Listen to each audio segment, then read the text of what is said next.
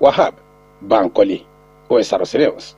The state government has opened an account to receive donations from individuals and corporate bodies who wish to assist victims of the June 5 killings in Owo.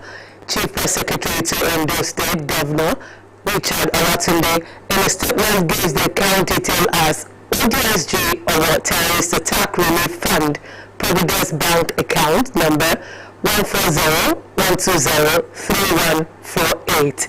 Governor Akeredolu in the statement assured that Ondo State Government on its part will remain unshaken in committing its resources to the security of lives and property.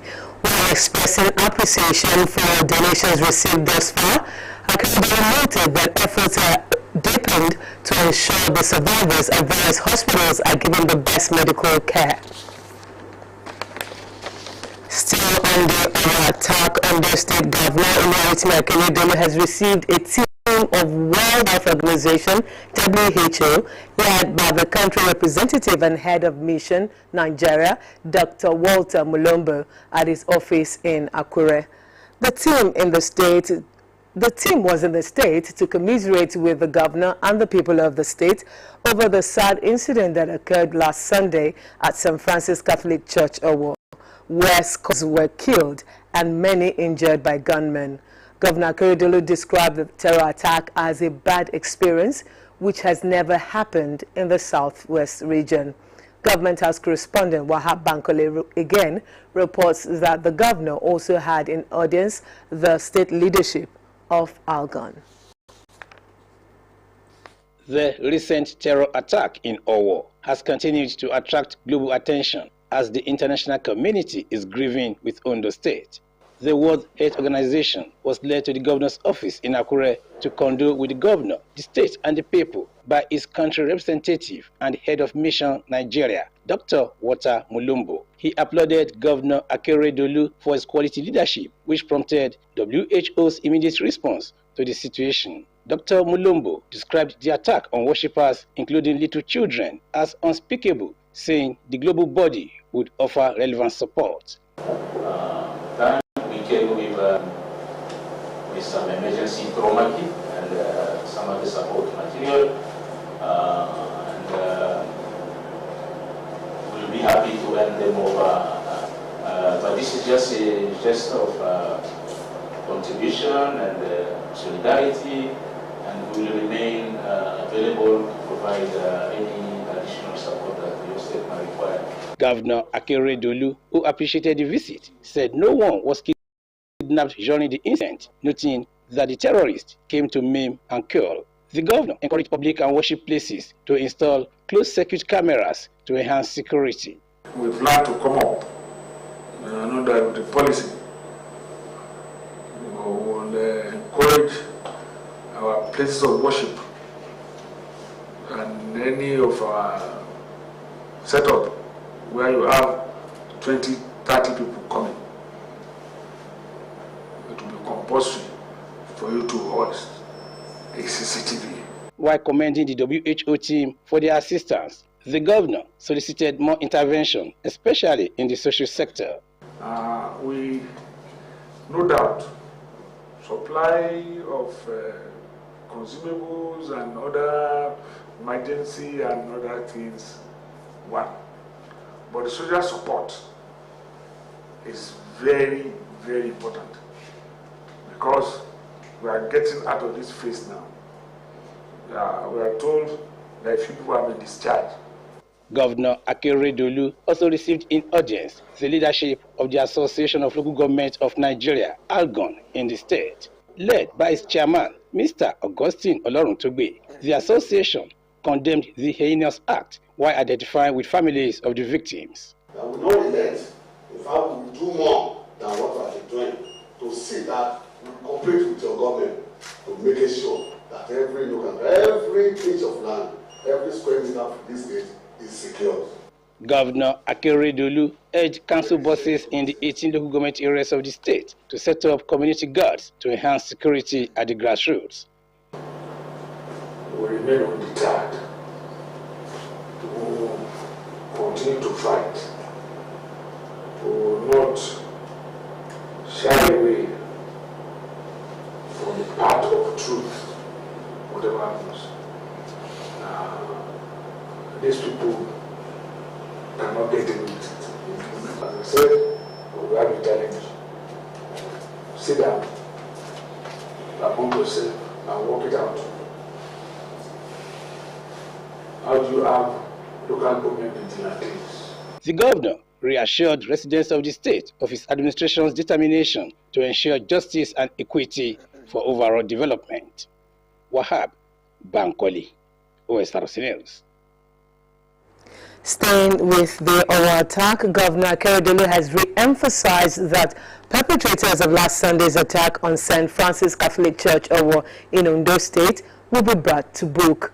The governor made the emphasis while receiving Oluwashindara Global Family, who paid him a condolence visit at Owo. OSRC's reporters Himo Ebiame reports as presented from our studios. Oluwashindara Global Family is a non-government organization with the aim of bringing up young artists and the less privileged in society. Members of the Global Family, led by its founder, Evangelist B.C. Alawiyaluko, were at Governor Oluwarotimi Akeredolu's residence in Owo to register their condolences over the Owo Catholic Church attack. The governor, who said the incident was devastating, maintained that security operatives are on the trail of the perpetrators and assured that the long arm of the law would soon catch up with them.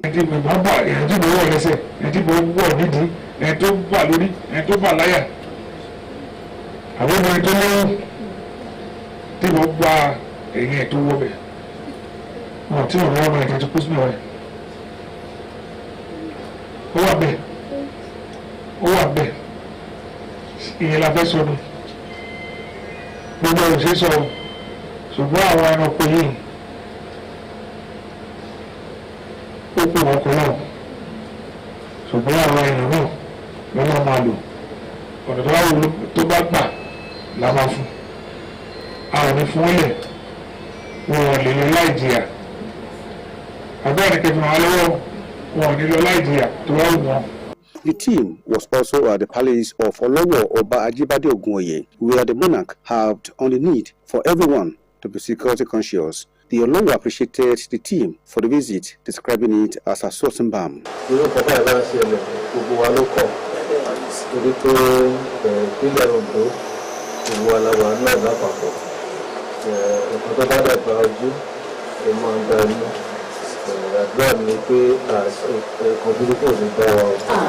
After their visit, the team went to the Federal Medical Center Owo and the St. Louis Catholic Hospital to see the victims of the attack and to present gifts to them. The administrator of the hospital, Sister Agnes Adeluyi, thanked the organization for the humanitarian gesture. So we are hoping that by God's grace, some of them will go home before the end. Some have gone home already.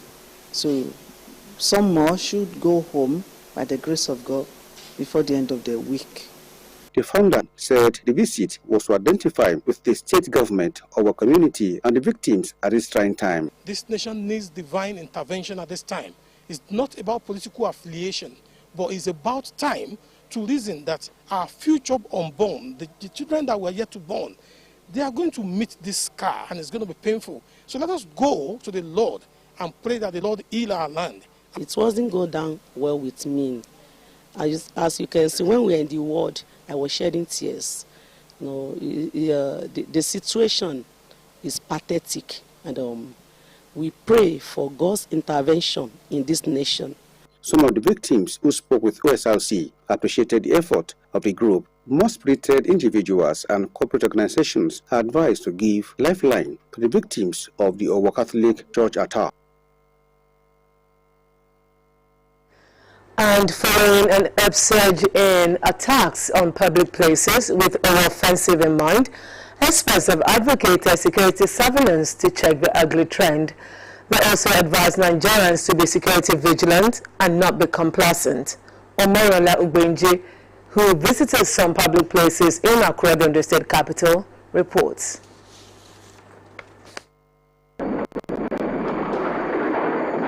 fear of attack informed the country to take serious security measures, especially after World War II, to protect people and their properties. But events seemed to have overshadowed the experience. Many of them with arms and some armies together with them. This is the rock on that fateful day where we began to see smoke coming out from this house.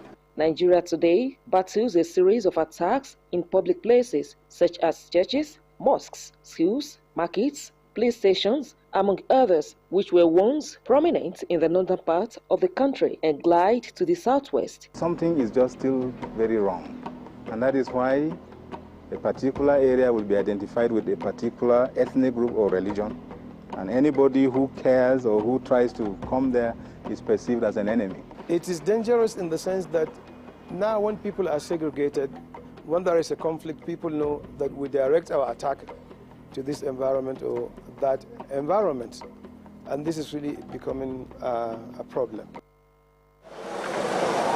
And last Sunday, Ondo State witnessed a gruesome murder of hapless worshippers at the St. Francis Catholic Church, Owo. This sacrilege has prompted security experts to believe that the attackers target public places to draw the attention of those in authority. The Commandant Vigilance Group of Nigeria, Ondo State, Gideon Akinwumi, suggested more human and electronic surveillances, saying the country may not achieve any headway with its current security architecture. There is need for surveillance. When you talk about surveillance, I think most of our people here believe surveillance is just placing the CCTV camera somewhere. Surveillance goes beyond that. The CCTV camera these days doesn't do much. And for example, with the kind of electricity we have in Nigeria, your CCTV will just fail you many times. When there's no light, there's no CCTV. There are some that uses this solar, you understand, but they don't do much. And many people cannot even afford that. The major surveillance that I think the government has to put in place now has to do with human intelligence surveillance, not only electronic surveillance. In Nigeria, we don't have a secured border on other countries. In other countries, all their borders are fenced with barbed wires or big fence and mounted with security around. But we don't have that one in Nigeria. All our borders are free for everybody to sneak in. But what I can advise the government is that we need more security, men and women.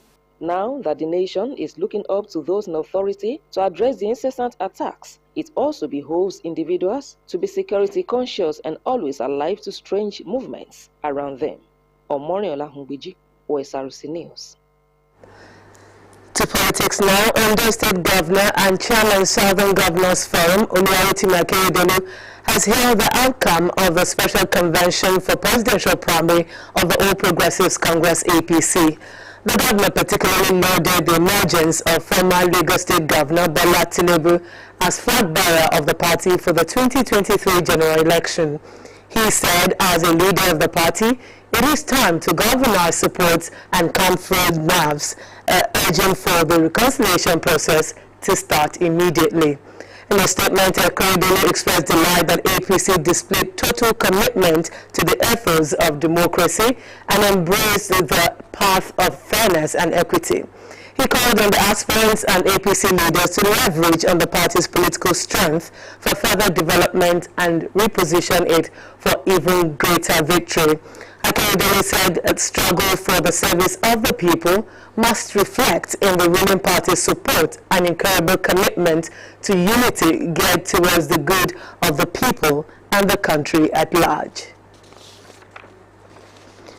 In the meantime, the national leader of the All Progressives Congress, Asiwaju Bola Ahmed Tinubu, has emerged presidential flag bearer of the All Progressives Congress APC after a landslide victory. Chairman Electoral Committee Atiku Bagudu said Tinubu polled 1,271 votes to clinch the party's ticket ahead of the 2023 general elections. Osrc's Juliet Bonner reports that the election comes amid drama and controversy over the call of a consensus candidate and the zoning of the party's ticket to the south.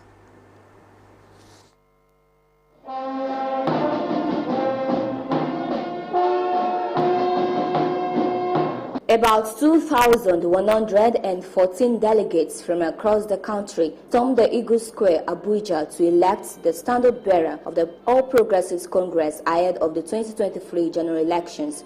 As race tightened, 9 aspirants stepped down, reducing the figure of the aspirants from the initial 23 to 14. The fate of the 14 contenders battling for the ticket of the All Progressives Congress was decided by the delegates in a tight race which lasted about 6 hours.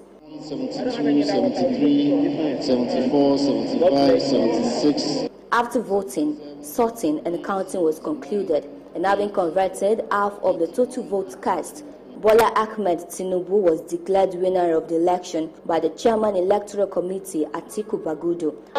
This is to certify that Osrc Bola Ahmed Tinubu, having scored the highest number of votes cast, is hereby declared winner. Other contestants, including Mr. Chukwuemeka Nwajuba, had 1 vote. Pastor Tunde Bakare had 0 votes. Senator Rochas Okorocha had 0 votes. Mr. Ten Jack Rich had 0 votes. Ben Ayade had 37 votes. Governor David Umahi had 38 votes. Ahmed Sani Yerima had 4 votes. Ahmed Lawan had 152 votes. Vice President Yemi Osinbajo had 235 votes. Mr. Rotimi Amechi had 316 votes. Governor Yahaya Bello had 47 votes. Mr. Christopher Onu had 1 vote. And Ike Obasi Moleko had 0 votes. According to the Chairman Electoral Committee, Atiku Bagudu, 13 votes were void.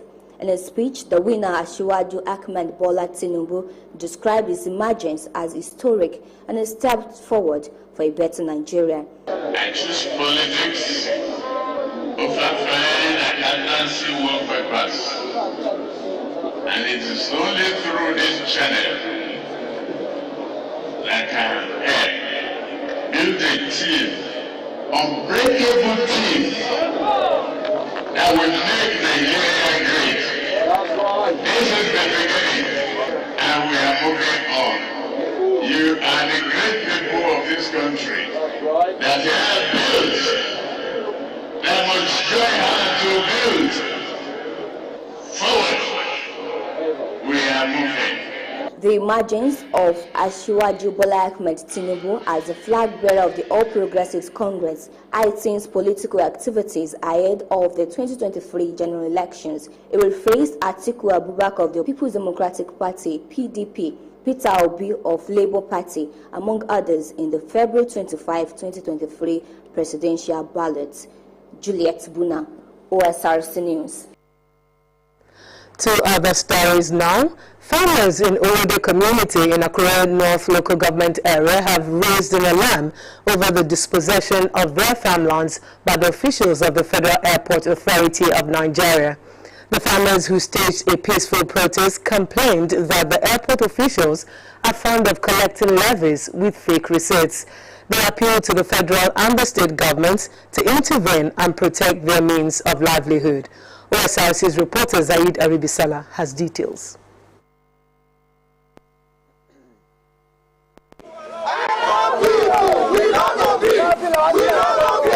Echoes of frustration, sorrow and pains from farmers in Owode community in Akure North local government area of Ondo State, the host community of the Akure Airport. But these aggrieved farmers complain that the management of the Federal Airport Authority of Nigeria at the Akure Airport has deprived them of their livelihood. They allege that the farmlands were reallocated to moneybags who are now erecting structures on the land. Despite the fact that the farmers were charged levies ranging from 5,000 naira to over 7,000 naira. They put down cassava there, they put pepper, they put down maize there. there. Waiting we want job. Our children don't they die for hungry. And this is why we see money pay the school fees our children. We just discovered that people will just come to this place and enter our farm, bring tractor in our farm that someone has already plant corn, plant pepper, plant maize inside. They will enter there and use the tractor to destroy it and make their own farm. Ibi tá dẹ̀ ti ń dáko gbogbo àwa obìnrin ọkùnrin àwọn iPort tó bá ti gbẹ àgbàdo sílẹ̀ wọ́n á gbé katakata wá wọ́n á fá gbogbo àgbàdo ẹ̀gẹ́ wọ́n á fá ẹ̀gẹ́ ata wọ́n á fá gbogbo nǹkan wá wọ́n á fá kúrò lórí ilẹ̀ wọ́n á máa kọ́lé wọ́n á máa gbẹ́ kànga wọ́n á máa da gbogbo wọ́n á máa da òkúta wọ́n á máa da lérí nǹkan tá a ti gbìn sílẹ̀. And with the evidence of payments made by the Owode community farmers to journalists, one of the receipts allegedly issued by an official of the Akure airport carried the name Blessed Man Overseas Union, a business enterprise dealing in electronics. They know these people are illiterate, they don't know much about anything. Now they issue a receipt that is not even carrying the names of the airport, 7,700 to a farmer with another person's name. This is another way of cheating them, and they will be giving them, at the end of the day, they will take this land from them. The Olu of Owode, Oba Samuel Fakunda, and the farmers called on the federal government and the Ondo state government to come to their aid before the situation escalates. They said they were going to build airports, not for sale for agric purposes, to individuals from nowhere. The federal government should give us where they are not using now, so that we continue to farm and build our own houses there. They should release our land to us where they have not used, instead of selling it to individuals from nowhere to come and start building and destroying our crops. Ẹ jọ̀ọ́ Akérédolú ẹ bá wa bẹ̀ kó jọ̀ọ́ kó torí Ọlọ́run ẹ jọ̀ọ́ kó dáhùn sí wa kó má jẹ́ bí pa mí kú. Osrc crew visited the Akure airport, but hours of waiting, all efforts to speak with the airport manager proved abortive, just as officials on ground declined comments. Sahira Ribisala, Osrc News. The Montgomery Association of Female Journalists, NAWJ, Ondo State Chapter, has inaugurated a new executive to pilot the affairs of the association for another 3 years. The new officers emerged after the expiration of the tenure of the last executives, which came on board in 2019. At the inauguration ceremony, Vice Chairman, Federation of International Female Lawyers, FIDA, Jumoke Ogunjebi, administered the oath of office under the supervision of the National Financial Secretary, NAWJ, Adiola Adekunle, to the new executive. The new officers under the chairmanship of Doris Olumoko include Tola Badamosi as Vice Chairman, Tosi Ihotegwana as the Secretary, while Omoshilola Dese Ajayi of Osrc Media Group emerged as Assistant Secretary. Others are Fisore Adeniton, Financial Secretary, and Folashade Oladende, Treasurer. Chairman, National Association of Nigerian Union of Journalists, Ondo State Council, Leke Adegbite, who commended the leadership of the Ondo NAWJ for the success recorded, reiterated his commitment to the support of the female wing of the state chapter of Nigerian Union of Journalists. The 4th Biennial Global Conference of the International Strategic Management Institute holds in Akure, the Ondo State capital. Briefing newsmen in Akure on the content of the conference, Board Chairman of the Institute in Ondo State, Paul Jezi, said the conference with the theme Security and Development, Our Collective Responsibility, is important at a time necessary now that the country is battling insecurity. Omorola Ubenji has details. For some years now, Nigeria has been battling wanton killings, kidnappings, robbery, among others, which are threatening the oneness of the citizens. To this end, International Strategic Management Institute, which was established about 9 years ago on developmental education, career management, and proficient professional citizenship across the globe, organized a conference to address the issue. Board Chairman of the Institute in Ondo State, Paul Jezi, maintained that the importance of the conference is to sensitize Nigerians on the need to reduce the present crime rate. While describing the recent attack on our town in Human, Mr. Jezi suggested modern strategies to overshadow criminalities in society. it is necessary for us to deploy this modern strategy in ensuring that we stay ahead of even these criminals. We had come up with this topic long before now, so that we can create awareness among ourselves, among the government cycles, so that we nip this insecurity at the bud before it even becomes a case.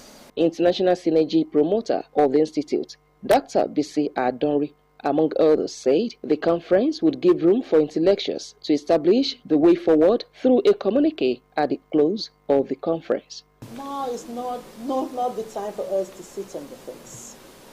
We've done that for ages. Now is the time to prefer solutions to our problems in this country, and of course to the development of the country itself. It's a worthy topic now. It's a timely topic now. It is a requirement now for us to discuss. And this conference by International Institute of Strategic Management will help us get certain expositions. The Institute of deemed it fit, as approved by the board, that to improve the teachers' efficiency, a handbook tagged Teachers Retraining Master Series will be distributed freely, will be donated to Ministry of Education through the state government, which will be distributed freely to teachers in primary and secondary schools. And this will also go across their school libraries. Operators, that's the much we can take on that report. And that's it on Sunshine Report. Thank you so much for watching. Good afternoon.